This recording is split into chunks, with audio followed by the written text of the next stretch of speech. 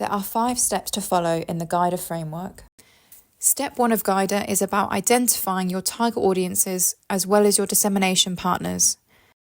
Your target audiences are the individuals that your research findings need to reach, including end users, those impacted by the evidence, and those who may be influenced by or able to influence the use of the evidence.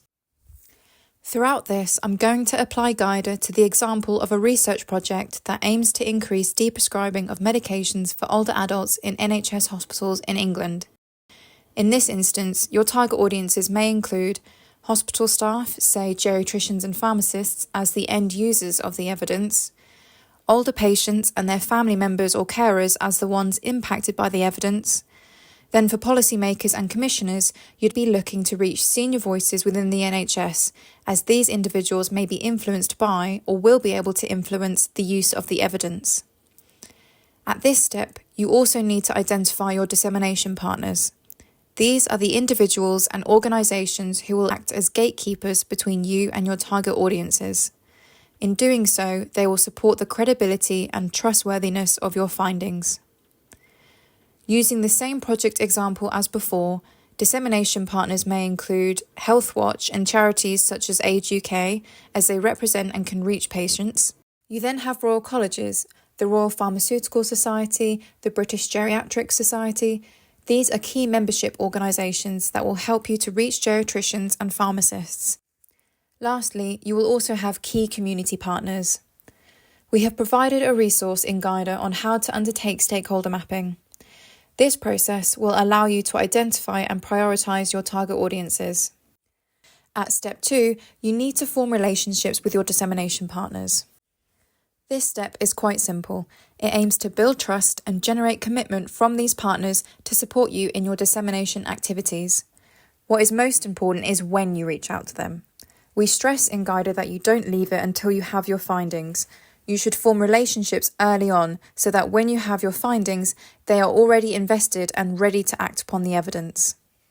Leaving it until the end of the research project will also not allow you enough time to understand the barriers and enablers to disseminating your evidence to the target audiences, which is what you need to do at step 3 in GuiDiR. Environmental contexts and factors such as socio-economic circumstances, beliefs and cultural norms might impact your dissemination efforts.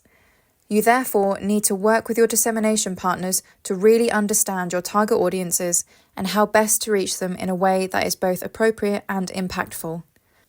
Let's go back to our deprescribing in older adults example.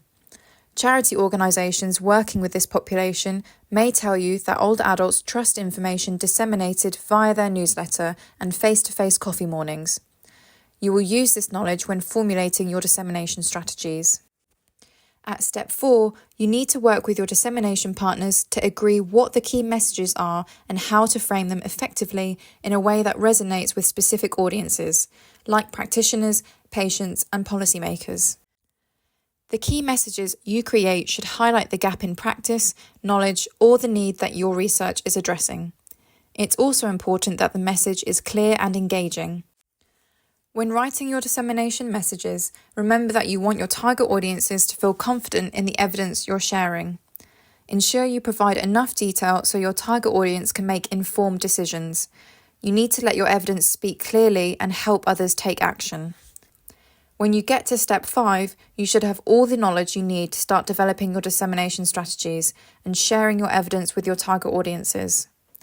In GuiDiR, we detail 2 key types of dissemination strategies: passive and active. Passive dissemination is one-way communication from the research team to the target audiences. This method intends to generate awareness of your research.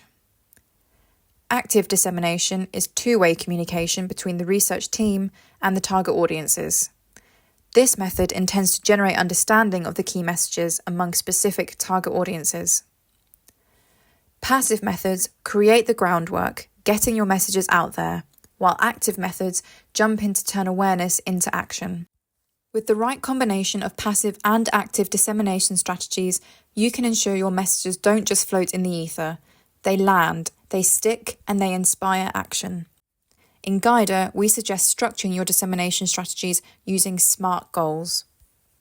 Setting goals will help guide and focus the development of your dissemination strategies, in addition to the knowledge gained from steps 2 to 4. Setting a goal for each strategy will also enable you to evaluate its success and identify any barriers to achieving your goals.